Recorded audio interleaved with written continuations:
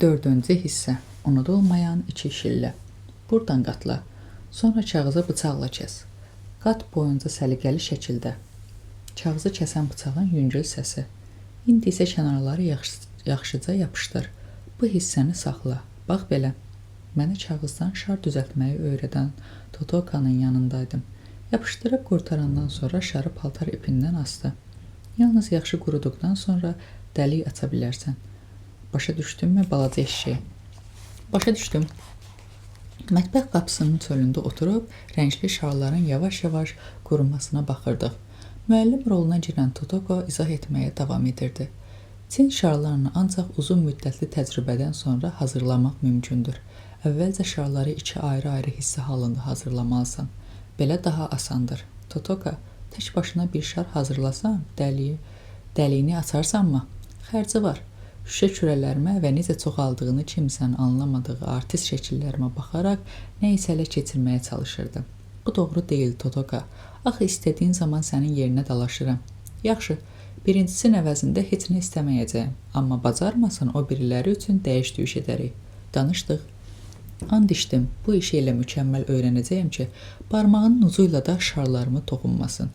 Həmin gündən şarımın fikri başımdan çıxmırdı. Öz şarımı hazırlamalıydım. Bunu bacardığımı bilsə, Partuka necə qürurlanacaq. Hazırladığım şarın əlimdə yelləndiyini görən Kusururkanın heyran baxışlarını təsəvvür edin. Bu düşüncələrlə hərəkətə keçdim. Cibimi şüşə kürələr və hərəsindən ikisi olan artist şəkilləri ilə doldurub küçəyə qaçdım. Heç olmasa iki nazik kağız almaq üçün kürə və artist şəkillərini ucuz qiymətə satacaqdım. Tələsin dostlar, 10 sentavoya 5 kürə, hamısı təzədir. Elə bil, dükandan indicə alınıb. Gəlib gedən yox idi. 10 sentovaya 10 şəkil, Donna Lotanın dükanında belə bu qiyməti ala bilməzsiniz. Yenə də maraqlanan olmadı. Uşaqlar da pul nə gəzir. Tərəqqi küçəsinin bir başından o biri başına qədər dolaşıb mallarımı satmağa çalışdım. Baron Kapanem küçəsinə demək olar qaça-qaça keçdim. Amma orada da bir şey çıxmadı. Görəsən Dindiniyacı ilə getsəm necə olardı? Getdim. Ancaq nənəm də əlimdəkilərlə maraqlanmadı. Nə kürə almaq istəyirəm, nə də artist şəkilləri. Qalsın özündə. Yoxsa sabah yenə gəlib şüşə kürə və artist şəkilləri almağa pul istəyəcəksən. Şübhəsiz, Dindinyanın pulu yox idi. Yenidən küçəyə qayıtdım. Əyilib ayaqlarıma baxdım. Yolun bütün tozu ayaqlarımdaydı. Göy üzünə baxdım. Günəş qürub etməyə hazırlaşırdı. Möcüzə ilə bu an baş verdi. Zeze, Birinkirna dəli kimi qaça-qaça mənə tərəf gəlirdi. Hər yerdə səni axtarıram. Satırsanmı? Cibimi qurdalayıb şüşə kürələrimi şaqqıldatdım. Gəl oturaq. Elə dayandığımız yerdə oturduq. Dərhal malımı yerə tökdüm. Neçəyədir? 5 kürə 10 sentova. Eyni qiymətə 10 dənə artist şəkli. Bahadır. Əsəbləşirdim. Axmaq oğru. Hamı 5 artist şəkli ilə 3 kürəni bu qiymətə satır. Nə oldu mənimki baha oldu? Hamısını cibimə doldurmağa başladım. Dayan dedi. Seçə bilərəmmi? Nə qədər pulum var? 300 reis. 200-ünü xərcləyə bilərəm. Oldu, sənə 6 kürə, 2 dənə də artist şəkil verirəm. Qaça-qaça aclıq və yoxsulluq dükanına getdim. O məşhur səhnəni artıq heç kim xatırlamırdı. İçəridə piştaxta ilə danışan Don Orlandodan başqa heç kim yox idi. Amma fabrikin fiti çalınan kimi bütün işçilər bir qədəh içki içmək üçün bura gələcəkdilər və içəri girmək mümkün olmayacaqdı. Cənab nazir kağızınız varmı? Bəs sənin pulun varmı? Əvvəlcə onu söylə. Atanın hesabına yazdırmaq istəsən, heç nə ala bilməzsən. Özümü itirmədim. Ovucumdakı pulu göstərdim. Təkcə cəhrayısı və narıncısı qalıb dedi. Elə bunlar, çərpələng mövsümündə olan qalan kağızların hamısını elə özün süpürüb apardın ki, məgər fərqi var? Rənglərin necə olması çərpələngin uçmasına mane olmur. Çərpələng üçün almıram. İlk şarımı düzəldəcəyəm. İstəyirəm dünyanın ən gözəl şarı olsun. Vaxt itirə bilməzdim. Chico Franco'nun mağazasına geçsəm çox vaxt gedəcəkdi. Çarəsiz qalıb, oldu, bunu alacağam dedim. Artıq vəziyyət dəyişmişdi. Masanın yanına bir kətil çəkdim. Kral Louisi kətilə çıxartdım ki, hər şeyi yaxşı görə bilsin. Söz verirsən, sakit oturacaqsan. Sizi çox çətin bir iş yerinə yetirəcək. Böyüyəndə təmənnasız filansız sənə də öyrədəcəyim. Hava sürətlə qaralır, mən işləyirdim. Fabrikin fiti çalındı, tələsməliydim. Jandir artıq boşqabları süfrəyə düzməyə başlamışdı. Böyükləri narahat etməyə Yeşidəyə axşam düşən kimi bizi yedizdirirdi. Zeze, Louise, sanki dünyanın o başındaymışıq kimi bərkdən qışqırırdı. Louise'i yerə indirdim. Sən get, mən də gəlirəm. Zeze, tez gəl, yoxsa gününü görərsən. Gəlirəm. Şeytan qız qəzəbli idi.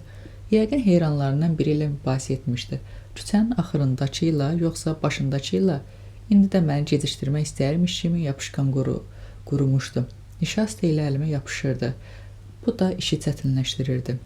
Bacım lap ucadan qışqırmağa başladı. Havanın qaralmağı da işimə mane olurdu. Zeze, budur, hər şey məhv olacaq. O qəzəblə mənə doğru addımlardı. Elə bilirsən mən sənin qulluqsunam, dərhal yeməyə gəl. Otağa girən kimi qulaqlarımdan yapışdı. Sonra məni sürüb mətbəx masasına tərəf atdı. Bu məni qəzəbləndirdi. Yemək yemirəm, yeməyəcəyəm. Şarımı hazırlamaq istəyirəm.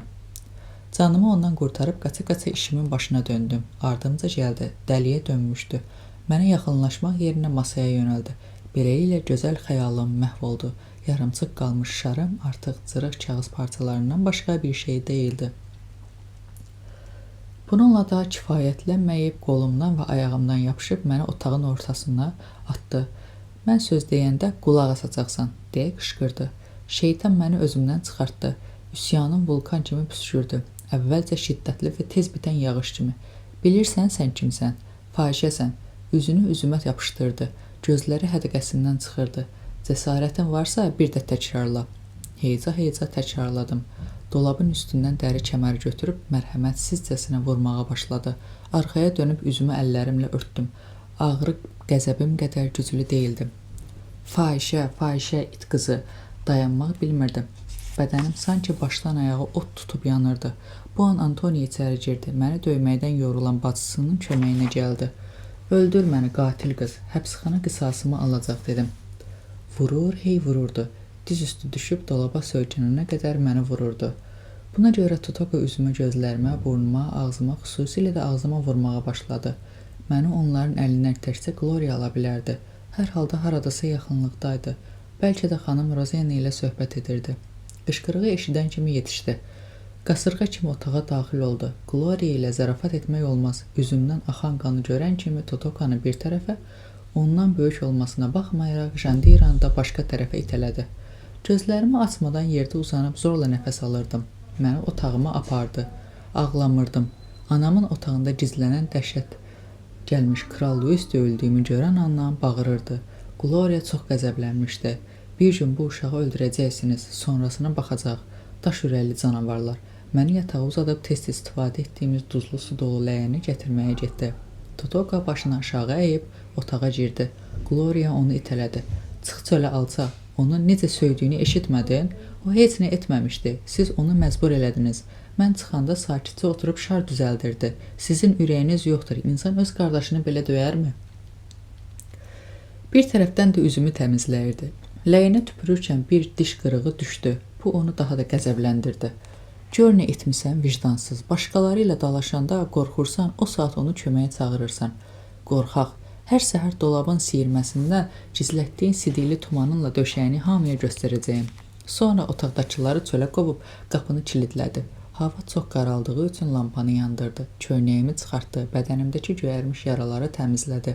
Ağrıyırmı qom? Hə, bu dəfə çox pis ağrıyır. Sən incitməyəcəyəm, mənim də sevimli şeytanım. Ancaq yaraların qurusun deyə bir müddət arxası üstə uzan. Yoxsa paltarın yapışıb səni lap çox incidəcək. Ən çox üzüm ağrıyırdı. Ağrı öz yerində, həm də sifətim boş yerə belə döyüldüyümə görə qəzəbimdən yanırdı. Mən biraz özümə gələndən sonra bacım yanımda uzanıb saçlarımı oxşamağa başladı. Gördün də Godoya, mən heç nə eləməmişdim. Günahım olanda məni döyməkləri heç vecimə dolmur, amma bu dəfə heç nə etməmişdim. Ah çəkdi. Ən çox da şara heyfim gəlir. Elə gözəl alınırdı ki, inanmırsan, Louis'dən soruş. Səni inanıram, bilirəm ki, çox gözəl olacaqdı. Amma indi bunu fikirləşmə. Sabah Dimdinya ilə gedib ipək kağız alacağıq. Səndən kömək edəcəyəm. Dünyanın ən gözəl şarını düzəldəcəksən. O qədər gözəl olacaq ki, ulduzların da paxıllığı tutacaq. Lazım deyil. Özünü yorma Godoya. İlk şar yalnız bir dəfə hazırlamaq olar. İlki uğurlu alınmazsa, adam bir də düzəltməz ya da düzəltmək istəməz. Bir gün Bir gün səni bu evdən uzaqlara aparacağam. Yaşayacağımız yer. Davamı gəlmədi. Yəqin Dindinyan evini düşünmüşdü.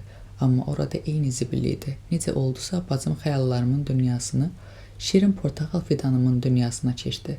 Səni Tom Mix ilə Buck Jones'un fermasına aparacağam. Orada yaşayacağıq. Mən Fred Thompsonu daha çox sevirəm. Elə isə onlara gedərik. İkimiz də nəyalac, bədbin, bir-birimizə sıxılıb səssizcə ağladıq. Onun üçün çox darıxırdım. Düz 2 gün Portuqaliyanı görmədim. Məktəbə getməyə qoymadılar. İstəmirdilər axı vəhşiliklərini hamı görsün. Üzümün şişi yatanda, dodağımdakı yaralar qərtməyə bağlayanda sonra əvvəlki adi həyatıma qovuşa biləcəkdim. Günlərim balaca qardaşım Luislə birlikdə Mingunyonun yanında oturmaqla keçirdi. Heç nə danışmaq istəmirdim. Hər şeydən qorxurdum. Atam Jandiraya söylədiyim sözü bir də təkrar etsəm məni ölənə qədər döyəcəyini demişdi. Nəfəs almağa belə cəsarətim qalmamışdı. Ən yaxşısı şirin portağal fidanımın kiçik kölgəsinə sığınmaq, Portuqanın mənə verdiyi şəkillərə baxmaq və Luisə kürə ilə oynamağı öyrətmək idi. Qardaşım bacarıqsız idi, amma bir gün mütləq öyrənəcəkdi. Bu günlər çox darıxırdım. Hər halda Portuqal yoxluğuma təəccüblənmişdi. Harada yaşadığımı bilsəydi, şübhəsiz gəlib məni tapardı. Onun səsi üçün də darıxmışdım. Mənə cırtdan deyib sataşması, sevgi dolu söhbətləri üçün darıxmışdım. Qarabəniz siması, hər zaman tərtəmiz olan tünd geyimi, dolabdan yeni çıxarılmış kimi görünən yaxası, yaxşı nişas salanmış köynəyi, dama jileti, hətta lövbər formalı qızıl qol düymələri üçün xiffət edirdim. Amma tez sağalacaqdım, lap tez. Uşaqların yaraları tez sağalır. Mənə tez-tez deyilən, evlənəndə keçəcək cümləsində olduğu kimi, hətta ondan da tez. O axşam atam çölə çıxmadı. Yatan Luisdən başqa evdə heç kim yox idi. Anam şəhərdən qayıtmış olmalıydı, amma bəzi həftələr İngilis fabrikində gecə işinə qalırdım. Belə olanda biz onu yalnız bazar günləri görürdük. Atamın yanında qalmağa qərar vermişdim. Çünki yalnız bu halda nadinclik etməyəcəkdim. Yellənən kresloda oturmuşdum. Divara baxan gözləri yol çəkirdi. Həmişəki kimi köynəyi elə də təmiz deyildi. Dostları ilə oynamağa getməyibsə demək pulu yox idi. Şübhəsiz yazıq atam anamın bütün ailəni saxlamaq üçün çox işlədiyini fikirləşəndə kədərlənirdi. Lala da artıq fabrikdə işə başlamışdım. Atam hər dəfə iş axtarmağa gedəndə eyni cavab alırdı. Bizə daha cavan adam lazımdır. O isə ümidini itirmiş, iş dalınca başqa yerlərə gedirdi. Qapının kəndarında oturub divardakı kərtənkələləri sayır, arada bir çevrilib atıma baxırdım. Son Milad bayramında da belə kədərli idi. Onun üçün nəsə etməli idim. Görəsən nəğmə oxusam necə olar? Bəli, alçaq səslə nəğmə oxuya bilərdim. Şübhəsiz, bu onu biraz ovudardım. Bildiyim mahnıları xatırlamağa çalışarkən Don Ariovaldo'dan öyrəndiyim son nəğməni xatırladım. Tango. Dinlədiklərin içində ən gözəli, alçaq səslə oxumağa başladım. Sezi, bəli atacan. Cəld ayağa qalxdım.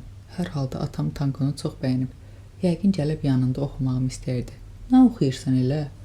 Başdan başladım. Çılpaq bir qadın istərdim. Bunu sənə kim öyrədib?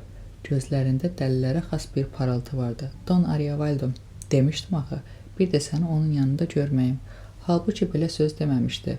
Heç ağlıma gəlmirdi ki, Don Ariovaldo'ya kömək etdiyimdən xəbəri var. Başdan oxu, bu tango çox dəbdədir. Çılpaq bir qadın istərdim. Yanağıma bir şillə dəydi. Bir daha çılpaq bir qadın istərdim. Bir şillə daha, bir şillə daha, bir daha, özümdən asılı olmayaraq gözlərimdən yaş axdı. Buyur, sən oxumağında ol. Çılpaq bir qadın istərdim. Demək olar dodaqlarımı tərpədə bilmirdim. Səndələyirdim. Şillə yağışı altında gözüm açılıb yumulurdu. Bilmirdim susum ya oxuyum. Amma bu ağrını çəkə-çəkə bir şeyə qərar verdim. Bu mənim son döyülməyim olacaqdı. Son döyülmə. Ölmək bundan daha yaxşı idi. Döyməyinə ara verib yenə oxumağımı tələb etdi. Bu dəfə oxumadım. Atıma böyük nifrət hissi ilə baxaraq qatil dedim. Vur öldür mənim. Həbsxana mənim qisasımı alacaq. Qəzəbdən dəli kimi kreslodan durdu. 2 dəmir başlığı alan kəmərini belindən açdı. Əsəbindən qıpqırmızı olmuşdu. Ağzına gələn mənə deməyə başladı. Yekə baş avaram. Kəmər bədənimə dəydikcə qorxunc bir səs çıxardırdı. Elə bil 1000 dənə başı vardı. Bədənimin hər yerini yarıb keçirdi. Yıxılıb otağın bir küncündə qaldım. Bilirdim ki, məni öldürəcək. Məni atamın əlindən qurtarmaq üçün gələn Gloriyanın səsini eşitdim. Gloria ailədə məndən başqa yeganə sarışın idi. Kimsə ona əl qaldırmırdı. Atamın əlindən tutub kəmərə vurmasına mane oldu. Ata, and verirəm Tanrıya, məni döy, amma bu uşağı daha döymə. Atam kəməri masanın üstünə atıb əllərinin üzündə gəzdirdi. Gloria ağlayırdı. Həm mənə görə, həm də atama görə ağlayırdı. Ağlım başından çıxdı. Dedi, elə bildim, mənə hörmət etmir, ələ salır. Gloria məni yerdən qaldıranda ürəyim gedibmiş. Özümə gələndə qızdırmadan tir-tir titrəyirdim. Anamla Gloria başımın üstündə dayanıb məni əzizləyirdilər. Otaqda xeyli adam vardı. Dindin yanında gətirmişdilər. Ən kiçik hərəkət belə ağrı verirdi. Daha sonra bildim ki, həkim çağırmaq istəyiblər, amma dost-tanış içində biabır olmasınlar deyə bu fikirdən daşınıblar. Gloria məni öz əli ilə hazırladığı şorbadan gətirdi. 1-2 qaşıq içirtməyə çalışdı. Zorla nəfəs alırdım. Utqunmaq heç mümkün deyildi. Uzun yuxuya getdim. Oyananda ağrım azalmağa başlamışdı. Anam gecəni yanımda keçirtdi. Səhər hazırlamaq üçün qalxdı. İşə getməli idi. Mənimlə vidalaşmağa gələndə boynunu qucaqladım. Heç nə olmayıb oğlum. Sabah keçib gedəcək. Ana, alçaq səslə danışdım. Bu bəlkə də həyatımın ən böyük ittihamı idi. Ana, kəş məni doğmayaydın. Şarım kimi olaydım. Kədərlə saçlarımı oxşadı. Hamı dünyaya lazım olduğu kimi gəlir dedi. Sən də ancaq, Zezi, bəzən heç söz eşitmirsən. 5-ci hissə. Məsum və qəribə istək. Özümə gəlməyim bir həftə çəkdi. Yorğunluğum nə ağrıdan, nə də döyülməkdən idi. Etiraf etməliyəm ki, evdə mənimlə yaxşı davranmağa başlamışdılar. Doğrusu bu özümə də şübhəli gəlirdi. Ancaq hiss edirdim ki, nəsə çatışmır. Məni özümə gətirəcək, bəlkə insanlara onların mərhəmətlərini inandıracaq nəsə vacib bir şey yoxdur. Sakit idim. Demək olar bütün günü heç nə istəmədən Mingunyonun yanında otururdum. Hər şeyə laqeyd idim. Mingunyo ilə də danışmırdım. Heç onu dinləmirdim də. Yalnız kiçik qardaşımın yanımda olmasına göz yumurdum. Düymələrlə funikulyora oyunu oynayırdıq. Bu oyundan xoşu gəlirdi. Vaqonları indirib qaldırmaqla günü başa vururdu. Ona sonsuz bir sevgi ilə baxırdım. Çünki o boyda olanda mən də bu oyunu çox sevirdim. Səssizliyim Gloriyanı narahat edirdi. Artist şəkillərini şüşə kürələrimin yığdığım torbamı gətirib yanıma qoydu.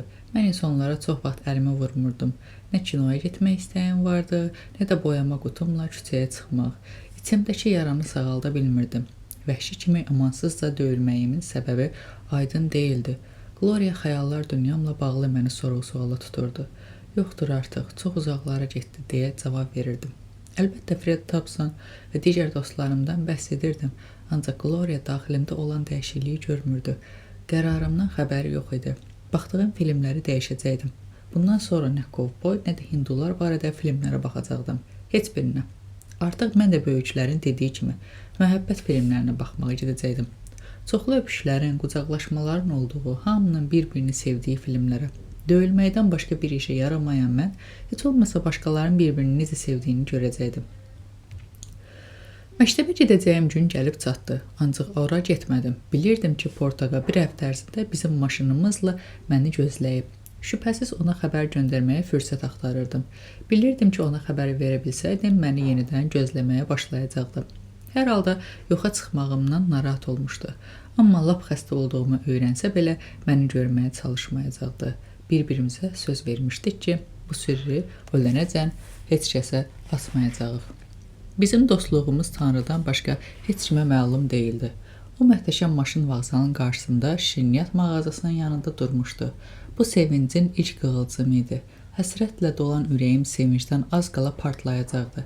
İndi dostumu görəcəkdim. Ancaq eyni anda vağzalın girişində qatarın ürpərti verən fiti eşidildi. Bu Mangaratiba idim. Sərt, qürurlu reyslərin hakimi. Vaqonları silkələyə-silkələyə uçub keçdi. İnsanlar pəncərələrdən çölə baxırdılar.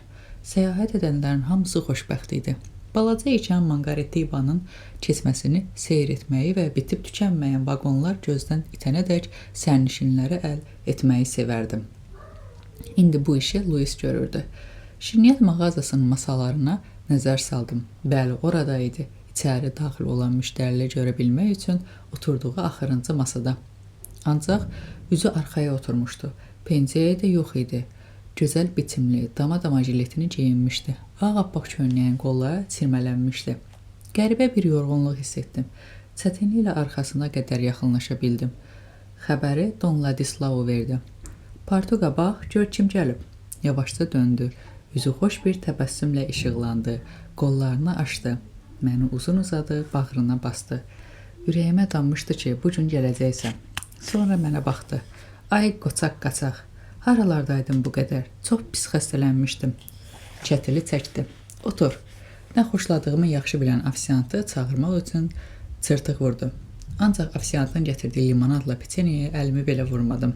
Başımı qollarıma söykəyib eləcə qaldım. Yorğun və kədərli idim. İstəmirsən? Cavab vermədiyimi görən Partuqa üzümü qaldırdı. Bütün gücümlə dodaqlarımı dişləyirdim. Gözlərim dolmuşdu. Nə olub sənə cırtdan? Danış görüm, dost deyilik. Danışa bilmərəm, burada olmaz. Don Ladislao başını yellədi. Yəni söhbətin ona dəxli yoxdur. Danışmağa qərar verdim. Portuqa, həqiqətən sənin avtomobilin bizim avtomobilimizdir. Əlbəttə, hələ də şübhəm var. Məni gəzməyə aparmaq istəyirsənmi? Təklifim onu təəccübləndirdi. İstəyirsənsə gedək. Göz yaşlarının artdığını görüb məni qucağına alıb küçəyə çıxartdı. Elə pəncərədəncə içəri salıb maşında oturtdu. Hesabı ödəmək üçün geri qayıtdı. Don Ladislao Gildə danışdıqlarını eşitdim. Ellərində bu balacanı heç kim başa düşmür. Ömrümdə belə həssas uşaq görməmişəm. Düzünü de Partuqa, bu balaca şeytanı çox istəyirsən, eləmi? Zənn etdiyindən də çox ağıllı və gözəl uşaqdır. Gəlib maşında oturdu. Hara getmək istəyirsən? Əsas odur buradan uzaqlaşaq. Murunda yoluna tərəf gedə bilərik. Yaxındır, çox da benzin yandırmaz. Güldü. Böyüklərə aid məsələləri başa düşürsənsə, deməli balaca uşaq deyilsən. Bizim evdə elə yoxsulluq vardı ki, insan balaca yaşlarından hər şeyi hesablamağı, israf etməməyə öyrənirdi. Hər şey pula bağlı idi, hər şey bahalı idi. Qısa yolumuz boyunca danışmadı. Sakitləşməyimi gözlədi. Hər şeydən uzaqlaşana qədər yol bizi yamyaşıl, gözəl bir çəmənliyə aparıb çıxaranda maşını saxlayıb bütün çatışmazlıqlarının yerini doldura biləcək təbəssümlə üzümə baxdı. Portuqa, üzümə bax, üzümə bax. Daha doğrusu bu əcaib burnuma. Evdə deyirlər, məndəki üz deyil, əcaib sifətdir. Çünki adam deyiləm, heyvanam. Pinaş hindusu, nə bilim, şeytan balasıyam. Ona görə belə burnum var. Mən elə sənin üzünə baxmağa üstünlük verirəm. Ancaq yaxşı bax, bütün bu şillə yumruq izlərinə bax. Portuqaliyanın gözləri narahatlıq və mərhəmətlə baxdı. Axı, niyə belə ediblər? Hər şeyi olduğu kimi artırıb azaltmadan danışdım. Mən danışıb qurtaranda onun gözləri yaşla dolmuşdu. Nə edəcəyini bilmirdi. Sənin kimi balaca bir uşağı bu cür döymək olmaz. Heç 6 yaşında yoxdur. Niyə belə elədiklərini bilirəm. Mən heç nəyə yaramıram. O qədər pis insanam ki, hər il milladda mənim üçün balaca İsa'nın yerinə balaca bir şeytan dünyaya gəlir. Bunlar hamısı zəfəngiyatdır. Sən əsl mələksən. Bir qədər nadinc ola bilərsən. Bu düşüncə məni yenidən qorxutmağa başlayırdı. Pissəm. Kaş heç doğulmayaydım. Dünən bunu anama da dedim. İlk dəfə tərəddüd etdi. Nahaq demisən. Səninlə danışmaqdan xoşum gəlir. Çünki buna ehtiyacım var. Bilirəm ki, atam yaşlıdır deyə iş tapa bilmir. Həm də işsizlik ona çox pis təsir edir. Anam evi dolandırmaq üçün səhər tezdən işə getməyə məcburdur. İngilis fabrikindəki dəzgahlarda işləyir. O hər gün korset taxır, çünki ağır eşik qaldıranda qarnında yırtıq əmələ gəlib. Lala çox yaxşı oxuyurdu, ancaq o da fabrikdə işləməyə məcbur qalıb. Hər şey çox pisdir, bilirəm. Amma yenə də bütün bunlara görə atam məni bu cür döyməməli idi. Miladdan ona demişdim ki, istəyində məni döyə bilər, amma daha bu qədər yox da. Təəccüblü üzümə baxırdı. Aman tanrım, necə olur bir uşaq böyük insanların problemlərini belə dərk edə bilir. Hələ belə şey görməmişəm. Həyəcanla udqundu. Biz dostuq, düzdürmü? Gəl kişimi kimi söhbət edək. Səninlə bəzi şeyləri bölüşmək, bəzi ətimi ürpətsə də bunu edəcəyim. Sən haqlı olsan da bazına elə ədəbsiz söz deməməliydin. Ümumiyyətlə ədəbsiz sözlər söyləməməlisən. Ancaq mən çox balacayım. Qisas almaq üçün başqa yolum yoxdur. Söylədiyin sözün mənasını bilirsənmi? Başımla təsdiqlədim. Elə isə söyməməlisən. Söymək yaxşı şey deyil. Çünki sükut çöktü. Portuqa. Söyməyimdən xoşun gəlmir, eləmi? Heç xoşum gəlmir. Onda söz verirəm ki, ölməsəm bir daha söyüş söyməyəcəm. Lap yaxşı, bəs ölməyin bura nə dəxli var? Birazdan deyəcəm. Yenə sükut çökdü. Portuqaliyalı fikirli idi. Mənə etibar etdiyini üçün bir şeyi də öyrənmək istəyərdim. O məşhur mahnının atanı qəzəbləndirən tanqonun sözlərinin mənasını bilirdimmi? Yalan deməyim, tam bilmirdim. Başqa mahnılar kimi bunu da öyrənmişdim. Musiqisi gözəldir. Nə demək istədiyini düşünmədən oxudum. Ancaq məni necə pis döydü. Portuqal necə pis döydü. Hər şey bitdi. Xeyli müddət burnumu çəkdim. Bitdi hər şey. Onu öldürəcəyim. Nə danışırsan balaca? Atanı öldürəcəksən? Bəli, öldürəcəyim. Başladım belə. Adam öldürmək, Buck Johnson tapancasını götürüb part-apart vurmaq demək deyil ki. Yox, elə deyil. Onu ürəyimdə öldürəcəyim. Sevməyərək. Nəhayət bir gün tamamilə ölüb gedəcək. Bu balaca başda nə böyük bir xəyal gücü var. Bunları deyə-deyə kövrəldiyini gizlətmirdi. Axı demişdin ki, məni də öldürəcəksən. Əvvəllər demişdim, sonra öldürdüm səni. Amma tərsinə, öldürdüm ki, ürəyimdə əmələ gələsən. Sən sevdiyim yeganə insansan, Portuqal. Yeganə dostumsan. Mənə artist şəkilləri, şüşə kürələr, limonad, peçeni aldığın üçün yox, and içirəm, düz deyirəm. Qulaq as, hamı səni sevir, anan, hətta atan. Gloria, Kral Luis, bəs şirin portağal fidanın, yoxsa onu unutmusan? Mingonio və Kusururuka. Bəli, onu deyirəm. Bu başqa şeydir, Portuqal. Kusururuka heç çiçək açmayan adi bir portağal ağacıdır. Həqiqət budur. Ancaq sən elə deyilsən, sən dostumsan. Ona görə də avtomobilimizdə gəzmək istədim. Birazdan o ancaq sənə məxsus olacaq. Səninlə vidalaşmağa gəlmişim. Vidalaşmağa? Hə, gördüyün kimi bir qəpilik adamlığım yoxdur. Döyülməkdən bezmişəm. Adamın qulağına nə qədər çəkərlər. Əlavə bir boğazdan canları qurtaracaq. Boğazın bir şeyin düyünləndiyini hiss etməyə başlayırdım. Davam etmək üçün böyük cəsarətə ehtiyacım vardı. Deməli qaçacaqsan? Xeyr, bir həftədir elə bu barədə fikirləşirəm. Bu gecə özümü Mangaretibanın altına atacam. Heç nə demədi. Məni bütün gücü ilə bağrına basıb başqa heç kimin edə bilmədiyi bir şəkildə ovutdu. Yox, Tanrı xətrinə belə danışma. Qarşıda gözəl bir həyat var. Bu ağıl və bu xəyal gücü ilə istəmirəm bir də belə düşünəsən, bir də belə danışasan. Bir də bu barədə fikirləşmə. Bəs məni sevmirsənmi? Məni yalandan yox, doğrudan sevirsənsə gərək bir də belə danışmayasan. Məndən uzaqlaşıb gözlərimin içinə baxdı. Əlinin arxası ilə göz yaşlarımı sildi. Səni çox sevirəm, cırtdan. Düşündüyündən də çox. İndi gülümsə görüm. Etiraflar məni bir qədər sakitləşdirmişdi. Gülümsədim. Bütün bunlar keçəcək. Yaxında çərpələncilərinlə küçənin hakimi, kürələrin kralı, Buck Jones qədər güclü bir kovboy olacaqsan. Mənim bir fikrim də var. İstəyirsən deyim. De. Şənbə günü Encantadoya qızımgilə getməyəcəyim.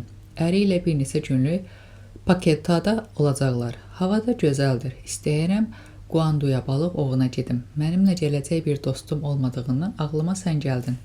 Gözlərim parıldadı. Məni aparırsan? Əlbəttə, istəsən. İstəmirsənsə, bax ha, gəlməyə məcbur deyilsən. Cavab yerinə yanağımı onun saqqallı yanağına söykədim. Qollarımı boynuna doladım və var gücümlə sıxdım. Xoşbəxt idi. Faciə arxada qalmışdı. Gözəl bir yer var. Özümüzlə yemək də götürərik. Ən çox nə istəyirsən? Səni, Portuqal. Mən kalbasadan, yumurtadan, banandan danışıram. Hər şeyi sevirəm. Evdə yemək üçün nəsə tapanda sevinməyə öyrənmişik. Elə isə getdi, bunu fikirləşdikcə gecə yata bilməyəcəyim. Ancaq ciddi bir məsələ xoşbəxtliyimə kölgə salırdı. Bütün gün evdə olmayacaqsan ağa. Evdə nə deyəcəksən? Bir şey uyduraram. Birdən sonra yeni səni döyərlər. Ayın sonuna kimi kimsə məni döyə bilməz. Gloria'ya söz veriblər. Onun sözünü eşidirlər. Məndən başqa ailədə yeganə sarışın odur. Doğrudan? Hə, ancaq bir ayın sonunda özümə gəldikdən sonra məni döyə bilərlər. Mühərriki işə salıb geri dönməyə başladı. Artıq o mövzu bir daha açılmayacaq. Hansı mövzu? Mangaretiba. Hələ biraz gözləyəcəyim. Əla xəbərdir. Sonralar Don Ladislau danışırdı ki, mənim söz verməyimə baxmayaraq o gecə Portuqal 12-yə qədər vağzalda gözləyib.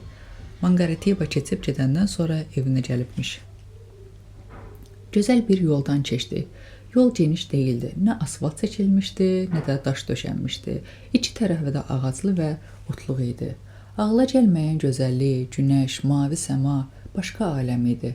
Bir dəfə Dindinya demişdi ki, sevinç ürəkdə parıldayan bir günəşdir. Günəş xoşbəxt yerlərə işıq saçar. Düz deyirdisə, deməli mənim ürəyimdə günəş doğmuşdu. Biz müxtəlif şeylər barədə danışarkən, avtomobil sanki söhbətimizi dinləmək istəyirmiş kimi tələsmədən irəliləyirdi. Demək, mənimlə birlikdə olanda özünü daha ağıllı aparırsan. Bir də müəlliminlə. Adı nə idi? Donna Cecilia Payne. Bilirsən, gözünün üstündə ağ ləkə var. Deməli, Donna Cecilia Payne məktəbdən kənarda belə yaramazlıqlar etdiyinə inanmır. Gloria və balaca qardaşınla da yaxşı davranırsan. Bəs onda nə baş verir ki, bəzən belə dəyişirsən? Bilmirəm. Bildiyim odur ki, attığım hər bir addım pis nəticələr verir. Bütün məhəllə bilir ki, mən hər cür hoqqa çıxardıram. Elə bir şeytan asta-asta qulağıma pis-pis şeylər pısıldayır. Belə olmasaydı, bu qədər yaramazlıq etməzdim. Edmundo dayı belə deyir. Bir dəfə o yazıq qocaya bilirsən nə etdim? Sənə danışmışam. Ən azı 6 ay əvvəl şimaldan ona bir qamaq gəlmişdi. Kef edirdi, ancaq icazə vermirdi ki, mən də içində uzanıb yerlənim, Ədlaf oğlu. Nə dedin? Yaxşı, yaxşı, xəsis olsun. Özü uzanıb dincələndən sonra qamaqı açıb, qoltuğuna vurub aparırdı. Elə bil kimsə qamağı giyəcəkdi. Həmin günlərin birində Dindinyəgilə getdim. O içəri girdiyimi görmədi. Yəqin qəzetlərdəki elanları oxumaq üçün eynəyini taxmışdı. Evin başına dolandım, ağaclara baxdım, meyvə tapmadım. Bu zaman Edmundo dayını gördüm. Qamağı hazırla portağal ağacının arasına asmışdı. Ağzı açıq uzanıb, donuz kimi xoruldayırdı. Qəzetə yerə düşmüşdü. O an şeytan qulağıma nəsə pıçıldadı. Gördüm cibində kibrit qutusu var. Yavaşca qəzetdən bir parça qopartdım. Bütün qəzeti büküb yandırdım. Alov şeyinin altına çatanda sözümü yarımçıq kəsib ciddi soruşdum. Portuqa, göt deyə bilərəm? Elə də yaxşı söz deyil, tez-tez demə. Ona göz sözünün əvəzini nə demək olar? Omba. Necə? Omba? Nə çətin sözdür? Omba. Yaxşı, kağız ombasının altında yanmağa başlayanda aradan çıxdım. Özümü bağçanın qapısına çölə atıb çəpərin üstündəki kiçik yarıqdan baş verənləri izləməyə başladım. Bu an dəhşətli qışqırıq eşitdim. Qoca havaya tullanıb qamağı çıxartdı. Dindinya özünü çatdırdı. Üstəlik onu tənbih elədi. Adamı nə qədər deyərlər qamağı uzananda çəkmə bu zibili. Qəzetin yanmağı Dindinyanı lap yandırdı. Demə qəzeti hələ oxumayıbmış. Portuqaliyalı qəhqəhə çəkib güldü. Onu belə nəşəli gördüyümə sevinirdim. Səni döydülər, başa düşmədilər. Hadisəni sadəcə Qusuru Rukaya danışdım. Mənim etdiyimi bilsəydilər, şeyimi kəsərdilərmi? Nəyini kəsərdilər? Yaxşı da axtalayardılar yəni. Yenidən gülməyə başladı. Yola baxa-baxa irəliləməyə davam etdi. Avtomobil sarı toz qaldırırdı. Bir məsələ barədə düşünürdüm. Portuqa, mənə yalan söyləmədin, elə deyilmi? Nə barədə Aycırtdan? Axı heç vaxt eşitməmişəm ki, filankəsin ombasına bir təpə ilişdirdilər. Bunu ancaq səndən eşitdim. Yenə güldü. Dəhşətsən, mən də bundan çox istifadə etmirəm. Ombanı unut, onun yerinə yan deyərsən. Gəl mövzunu dəyişək. Yoxsa axırda sənə verəcək cavabım olmayacaq. Ətrafa bax, gör nə iri ağaclar var. Saya az qalıb.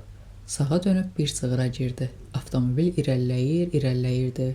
Bir açıqlıq tapıb ortasında dayandıq. İri köşkləri torpaqdan çıxmış, çox nəhəng bir ağac vardı. Sevincdən əllərimi bir-birinə vurdum. Nə gözəl, nə aləm yerdir. Bax, Conçu görəndə deyəcəm ki, onların düzənlikləri, çəmənlikləri bizimkilərə çata bilməz. Əllərini saçlarında gəzdirdi. Bax, səni həmişə belə görmək istəyirəm. Beynində hörümçək torları ilə deyil, şirin xəyallarla yaşa. Maşından indi, əşyaları ağacın kölgəsini daşımağına kömək etdim. Buraya həmişə təkmi gəlirsən, Portuqa. Demək olar həmişə. Görürsənmi? Mənim də bir ağacım var. Adı nədir, Portuqa? İnsanın bu qədər böyük bir ağacı varsa, ona bir ad verməlidir. Düşündü və yenə düşündü. Bu mənim sirrimdir. Amma sənə deyəcəyim. Ağacın adı Kraliça Charlottadır. Heç səninlə danışır? Yox, danışmır. Çünki bir kraliça heç vaxt rəiyyətlə üz-üzə danışmaz. Ancaq mən ona daim Əlahəzrət deyirəm. Kraliçanın rəiyyəti kimdir? Verdiyi əmrlərə boyun əyən insanlar. Mən də sənin rəiyyətin ola bilərəmmi? Otlara belə hərəkətə gətirən nəşəli bir qəhqəhə çəkdi. Xeyr, çünki mən kral deyiləm, əmr vermirəm. Sadəcə bəzən səndən nəsə istəyirəm. Amma kral ola bilərsən. Kral olmaq üçün hər şeyin var. Krallar da sənin qədər iridir. xaç qara toxma, qırmızı çərpiz kartın üzərindəki bütün krallar sənin qədər yaraşıqlıdır, Portuqa. Yaxşı, gəl işimizi görək.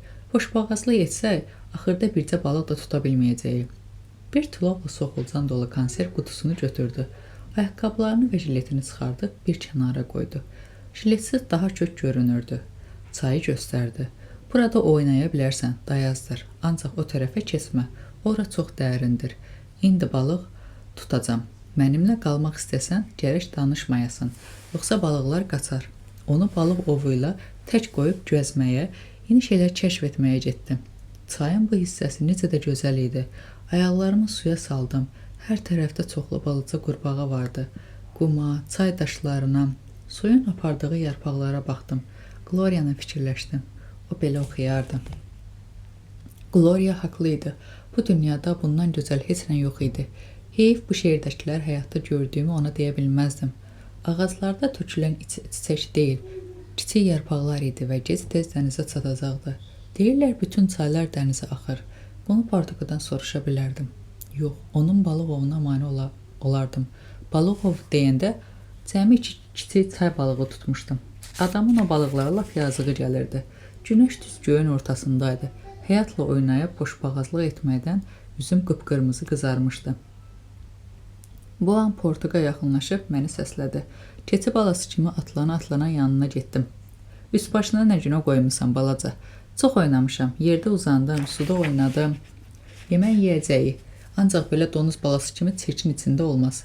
Tez ol soyun, gir suyun dayaz yerinə.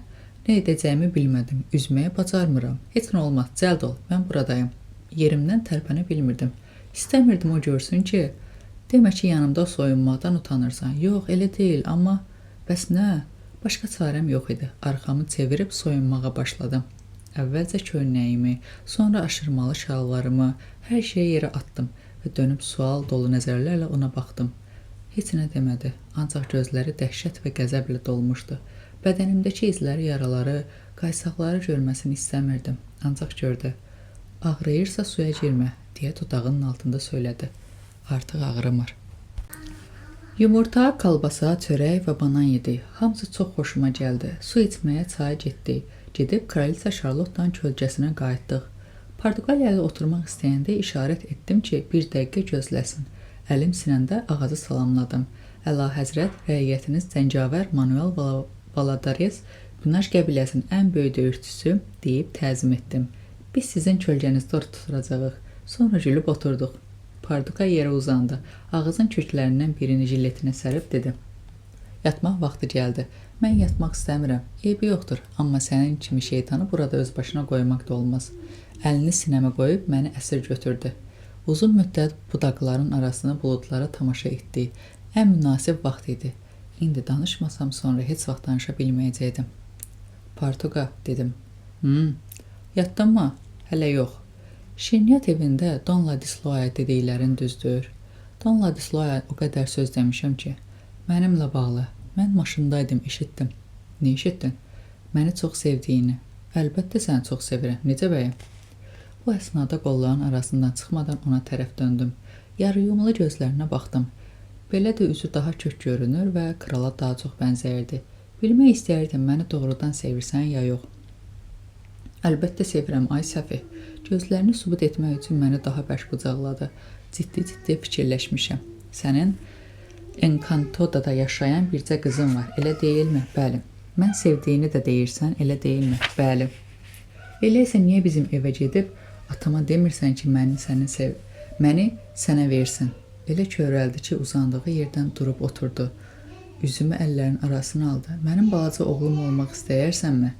Deyilənə görə insan dünyaya gəlməzdən əvvəl atasını seçə bilməz. Ancaq seçim mənim əlimdə olsaydı, səni istəyərdim. Cırtdan, düz sözündür. İstəyirsən and içim. Üstəlik evdə də bir boğaz azalar. Söz verirəm, ağıllı olacağam. Heç kəslə dalaşmayacağam. Heç vaxt söyməyəcəm. Göt belə deməyəcəyim. Ancaq həmişə sənin yanında qalmaq istəyirəm. Ayaqqabılarını təmizləyirəm, quşlarına baxaram, məktəbin ən yaxşı şagirdi olaram. Hər tapşırığı çox yaxşı yerinə yetirərəm. Bilmirdi nə desin. Məni atamdan alsan, evdəkilərin hamısı çox sevinər, rahat nəfəs alardılar. Antonio ilə Gloria arasında bir bacım var. Şimalda bir yerə veriblər. Oxuyub gələcəkdə hörmətli adam olması üçün çox varlı bu qohumumuzun yanına gedib. Hələ də susurdu, gözləri yaşla dolmuşdu. Məni vermək istəməsələr pulla ala bilərsən. Atamın heç pulu yoxdur. Bilirəm məni pula satar. Çox pul istəsə Don Jacobanın satış zamanı etdiyi kimi hissə-hissə ödəyərsən. Cavab vermədiyini görüb yenidən yanına uzandım. O da uzandı, gözləri hələ də yaşla dolu idi. Bilirsən Partuqa, məni sevmirsənsə eybi yox. Səni ağlatmaq istəmirdim. Yavaş-yavaş saçlarımı oxşadı. Məsələ bunda deyil, oğlum. İnsanlar bəsit bir oyunla həyatı dəyişdirə bilməzlər. Ancaq indi sənə başqa bir şey təklif edəcəyim. Çox istəsən də səni ailəndən, ata-anandan həmişəlik ala bilmərəm. Buna haqqım yoxdur. Ancaq bu günə qədər səni bir oğlum kimi sevirdimsə, bundan sonra doğma oğlum kimi davranacağım. Sevinclə yerimdən atıldım. Doğrudanmı Partuqa? Sən necə deyirsən, istəyirsən and içim. Ailə üzvlərimə qarşı çox nadir hallarda etdiyim bir şeyi etdim. Onun iri və mehriban üzündən öpdüm.